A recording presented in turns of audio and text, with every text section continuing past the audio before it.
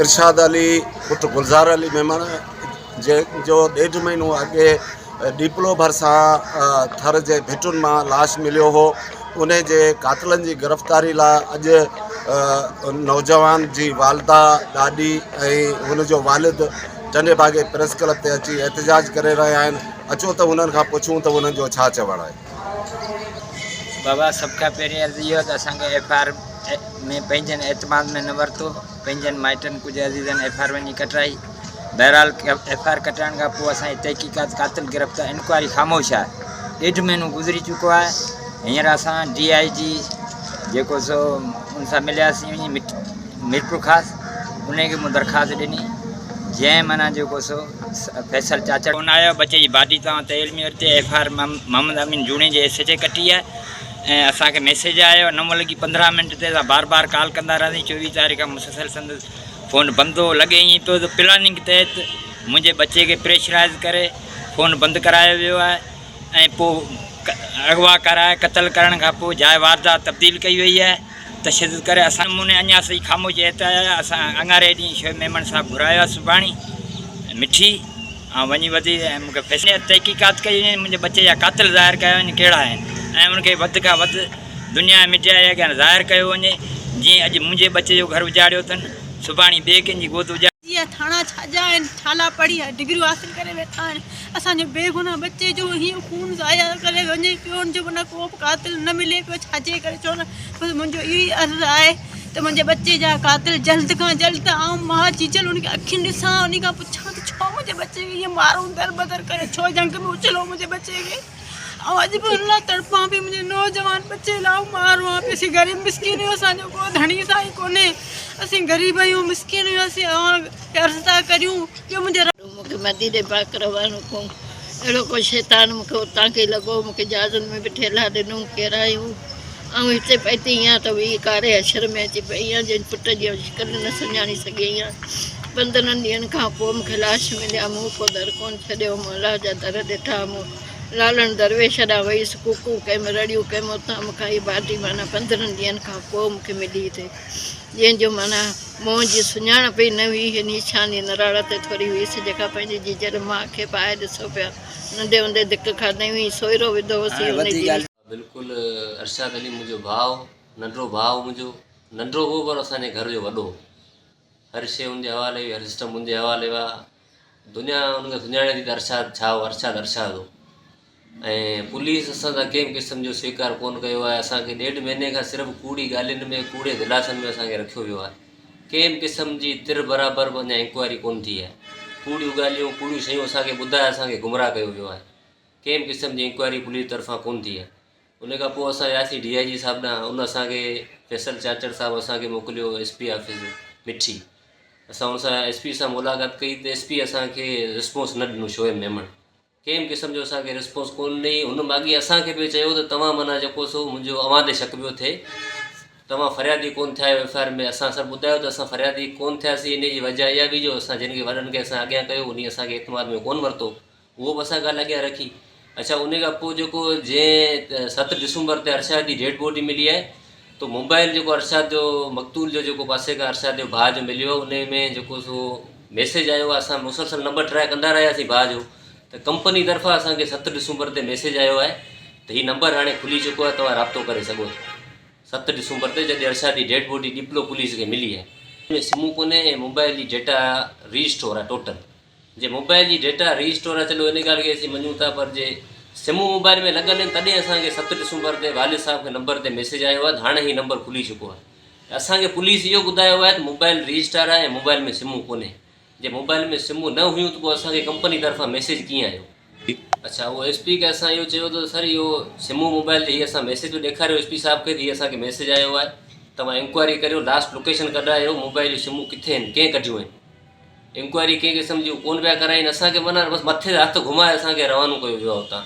उन खां पोइ असांखे हुन इहो चयो त पोइ हाणे तव्हां अंगारे जो ॾींहुं असांखे हुन टाइम ॾिनो थी, तव्हां अचिजो त पाण माना जेको सो हिते जेको जंहिं SHA FIR कटी आहे मोहम्मद अमीन जूणे जे, उनखे बि घुराईंदासीं ऐं ॿिया जेके जवाबदार जिन FIR कटरायूं आहिनि वञी उनखे बि घुराईंदासीं। पोइ ॻाल्हियूं ॿोड़ियूं पाण कंदासीं साम्हूं। त असां अंगारे टाइम बिल्कुलु जेको SP साहिबु असांखे टाइम ॾिनो शोएब मेमण, असां उन टाइम ते उते पहुतासीं।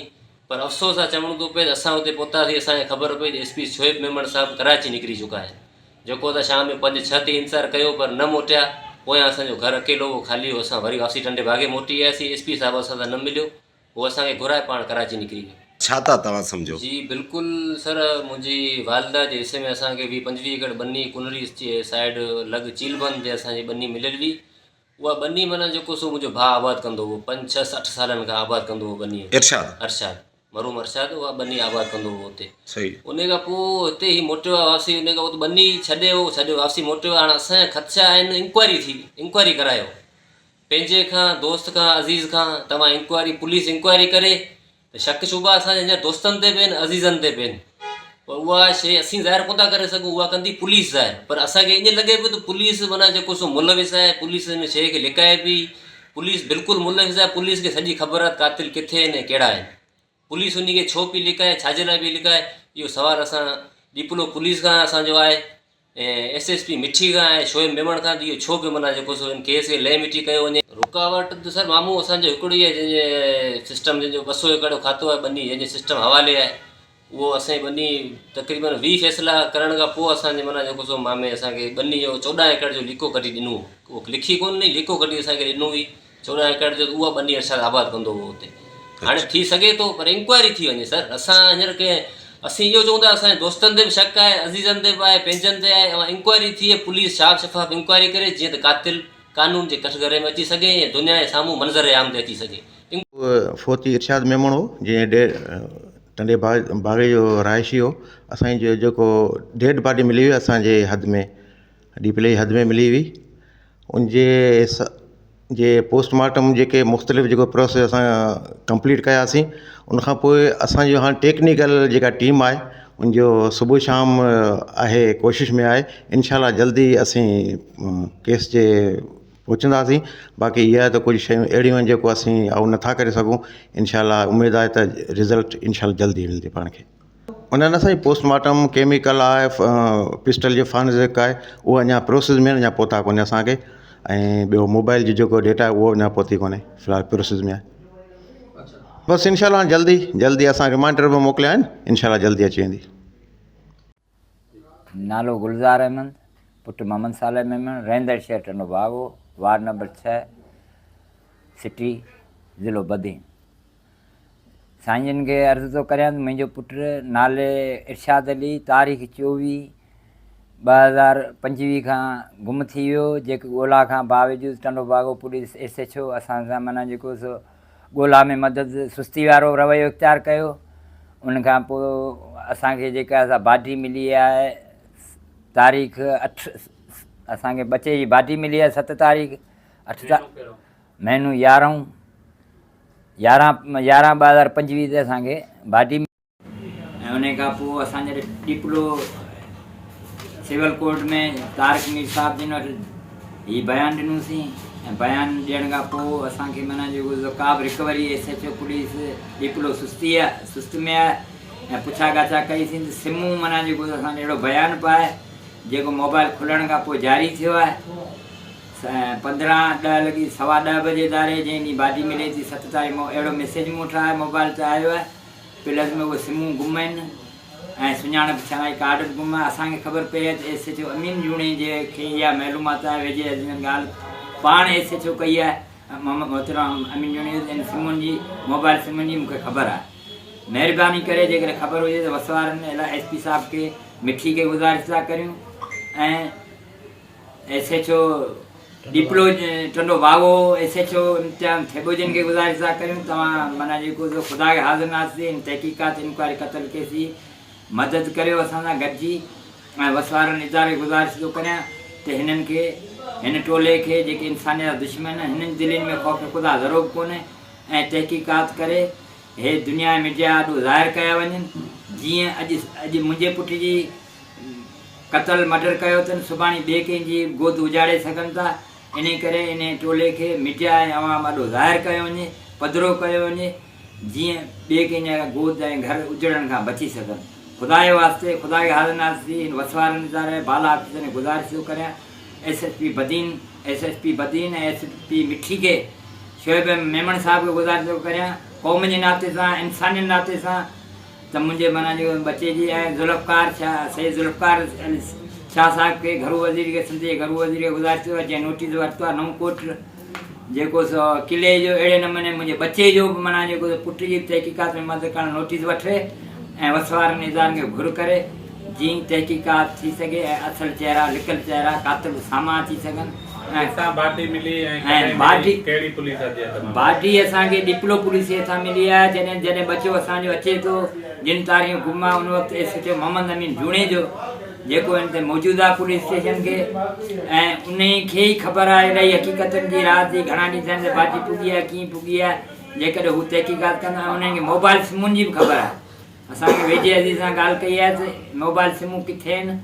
उहे अॼु ॾींहं तक गुम आहिनि न पुलिस ज़ाहिर कयूं न छा उन जी तहक़ीक़ात कई वञे ऐं मुंहिंजे बचल जी F I R Diplo police station दाख़िल कई आहे जेको S H O Mohammad Amin जूणे जो जंहिंजो नालो आहे ऐं उन दाख़िल कई आहे उन खां पोइ बदिली थी वियो यकदम में नौजवान किथां खां गुम थियो कहिड़ी पुलिस जी हद मां उहा पुलिस ताकबराई कई हुई उन वक़्तु न उन महिल कुझु असां हिमत अफ़ज़ाई कयूं एस एच ओ जुॾे सुधी ॻोल्हा में गॾु गाॾी में खणी आयो इम्तियाज़ थिए उन खां पोइ माठ थी वई उन खां पोइ चुप थी वई का बि ॻोल्हा ऐं माना सख़्ती जो मुज़ाहिरो वज़न कंहिंजो हो छा हो के बालाद धुर जो के सगारी कुवत जो जंहिंजे करे ख़ामोश रही का बि तहक़ीक़ात में अॻु भराई न थी वई आहे हिन वक़्तु ॿई एस एच ओ बदिली थी विया आहिनि टंडे बाग़े वारो इम्तियाज़ थिबो बदिली थी वियो आहे असीं वसवार निज़ार खे एस पी साहिबु बदीन एस पी मिठी खे गुज़ारिश था करियूं त इन्हनि ॿिन्हिनि खे बाउंड कयो वञे इंक्वायरी में इन्हनि खां पुछा कई वञे जीअं माना जेको हे बेनकाब थी सघनि कातिल असल चहिरा साम्हूं अची सघनि ऐं उनखे कैफ़े किरदार ताईं पहुचायो वञे